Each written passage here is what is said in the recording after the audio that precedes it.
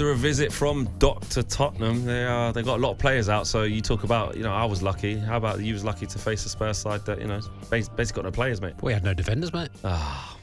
You started with one. Look at our injury list. One here. We literally started with one centre back. You seem very happy about Marcus Rashford's debut as well. Tell us why. What did you like about what you saw? Look, I know as well as you do that on his day, Marcus Rashford can be a really high level player, and you just saw a glimmer of him at his best on Sunday night. Look, it could obviously go either way still. It's very, very early days, but you can't fail but to get excited as a Villa fan watching that 5-10 minute spell when him and Asensio first came on, because these are top-level footballers. And away from that, aside from him being a Villa player as well, it's just nice to see him smiling, seeing plenty of footage and photos of him smiling through the week, and just the good that I think a fresh environment will do Marcus Rashford's career away from it being Villa. I think that's a good thing as well. And you could see straight away, like his work rate, that's something he often gets criticised for, and I know players are always eager to impress on their debut, but he worked hard.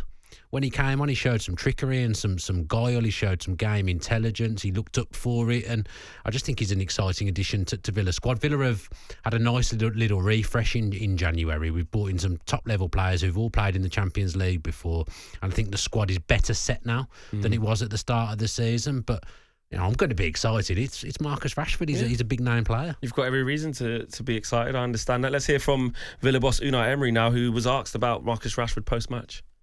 He will need time to get feeling comfortable in our structure, tactically, as well physically, to get better.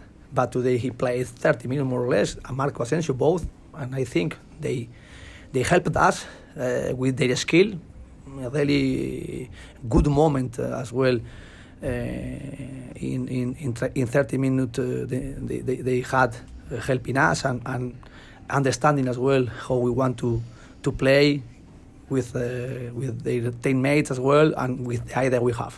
Yeah, I mean, we'll get on to Marcos Asensio in just a second. I mean, my thing on Rashford is I think that you've got the perfect environment for him to thrive in now. If he's looking at a sort of checklist of things that he kind of needs at this point of his career, one is obviously himself to lock in and be more determined and show the right attitude. That's on him. But in terms of what he's looking for from a club, I mean, Villa tick every single one. They're in the Champions League. They're playing attractive football. There's a good feeling and environment around the club. There's a lot of happy faces, a lot of smiles.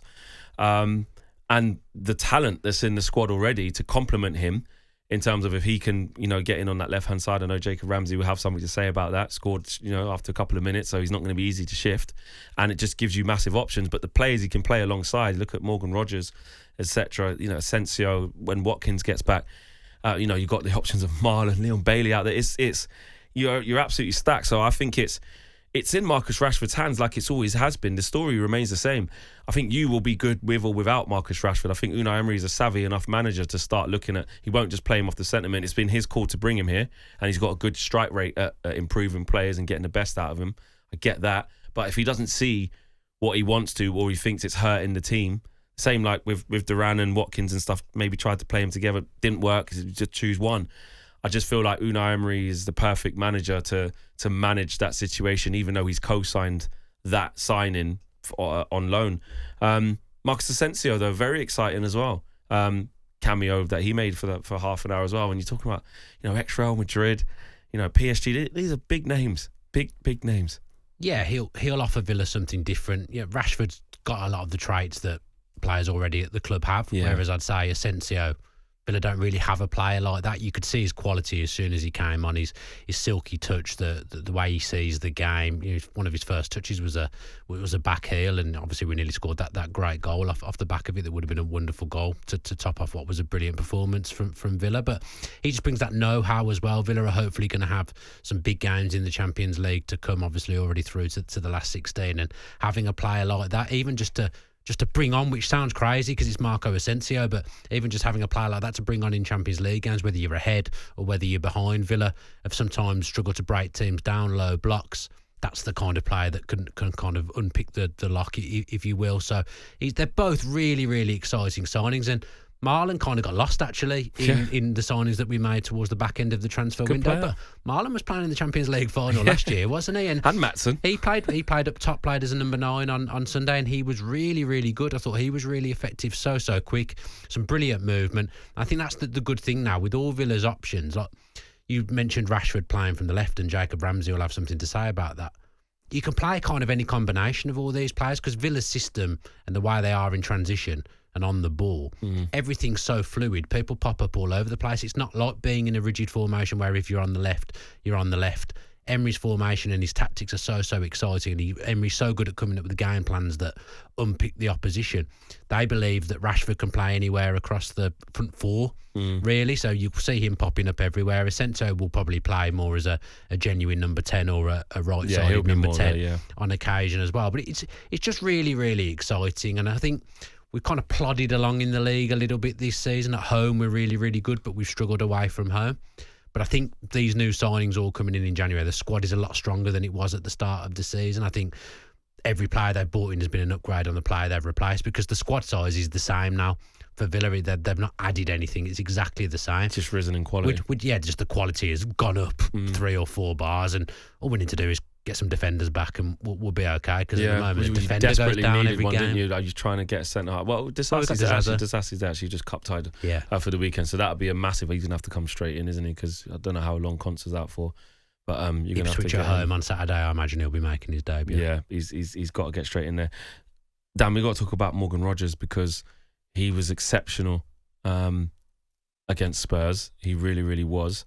And just in general, like how well he's taken to Premier League football. How good is he? I mean, he got man of the match, but actually I think John McGinn should have got the man of the match award. McGinn was ridiculously good. Just on McGinn, he's that guy, right, that he's given you no less than a 7 every single Plays game. in loads of different positions. He's just so multifunctional, so strong, quick across the ground, shields the ball well, uses the ball well. He's just a proper leader. Mate, John McGinn was a cross between Gattuso, Perla and Totti, all in one in that game. He was absolutely... honestly, you see, and this is when you start to lose people. This is why... No, it is. Slightly tongue-in-cheek, but honestly, he was so good. No, but I don't believe you. What do you mean? I don't believe that you think that's tongue-in-cheek. I've had conversations. I said slightly. No, you believe that. Did you watch the game? I did. Oh, he was and incredible. I didn't see what you just said. Wow, well, you see... A cross between Pirlo... Go on, who else? Pirlo, Totti and Gattuso. Is there not any Busquets in that? No, just the 3 Italians. Right. I was using an Italian analogy for this one. Right, but anyway, the question that you asked me, Morgan Rogers is ridiculous. As good as Ronaldinho, what we said? Probably better. Yeah. He's been a ridiculous pickup, Morgan Rogers, hasn't he, really? Villa paid 8 million or something, I think it was, up front for Morgan Rogers with some add-ons. I think Manchester City sold him not that long ago for 1.5 million. I don't think this is an exaggeration. You've just laughed at what I've said about McGinn. I actually don't think this is an exaggeration. You sure? Right, go on. He's one of the best players in Europe at the moment. Just scored a hat-trick in the Champions League. He's so unique as a footballer. In form-wise at the moment, yeah, okay, his output in the last month or so has been absolutely ridiculous. I'm more comfortable if you say Premier League. Okay, well, that's fine. But no, listen, I'm not even trying to take anything away from the kid. I think he's brilliant. Well, you are, but yeah. No, I'm not. I'm only doing it because it's you. But you're right. He's unique. He's brilliant. There's no footballer that plays the way he plays that I can think of. 6 foot. He's 6 foot 2. His name's Jamal Musiala, mate. Yeah, but he's not got the frame that Rogers has got. People just bounce off Rogers. You can't get the ball off him. Once he gets going, you cannot get the ball off him. You know how we talk about footballers and how key it is with passing to break the lines? Strong, yeah. Morgan Rogers breaks the lines running. He does. And I don't see many footballers that do that. Yeah, that's probably different positions, but that's a good comparison. His running power is brilliant in the half spaces. And so strong. Matheus Cunha can do that. Yeah, but not like this, I don't think. He's strong. He's doing it balls, mate. He's strong. He's quick. That's Matheus Nunes. Great feet. Look at this. You're there. Matheus Nunes. Sorry, Matheus Cunha. No, definitely not Nunes. No, not him. He's a right back nowadays, Cunha. mate. He's that. Cunha's a good player, but I don't think he's up to Rogers' level. Rogers is sensational. And with how young, do you know what? With how young Rogers is as well. And what he was doing this time, 18 months ago, the kid's playing for Middlesbrough. Yeah, at least Cunha's at Athletic Madrid. Yeah, I agree. He's only been at Villa a year, and he's already played more games for Villa than he ever has done for any other team. Yeah, he's exceptional, and he is when we talk in the United fan base about what type of inside 10s do we need. That is it. Well, dream on, mate. Well, depends what the money is, isn't it? Depends if someone comes in and puts 100 million down. Flex, not 1999, mate. What? You're not. We do this. You embarrass yourself. What do you mean? We do this every time. What? I'm not saying we're getting him. I'm not saying that. You I'm just saying we need a player like that. That's what I said. Okay, well, Mateus Nunes. Go and get Cunha, Sorry. not Nunes. Cunha, Jeez. Mateus Cunha. Go and get Cunha. That's What's wrong with fine. that? That's Yeah. fine. Picking up a player from Wolves. Can I that's ask you a where you're question? at. That's Can I ask you a good. question? Yeah. If Real Madrid came in, No, stop. can I ask you a Why would question, you do please? this? I just want to ask you a question. You can. I know what you're going to ask me. I don't even need you to ask it because I know. If Real Madrid came in and put 100 million down and tried to get Morgan Rogers, would he stay at Villa? Would they be able to get him?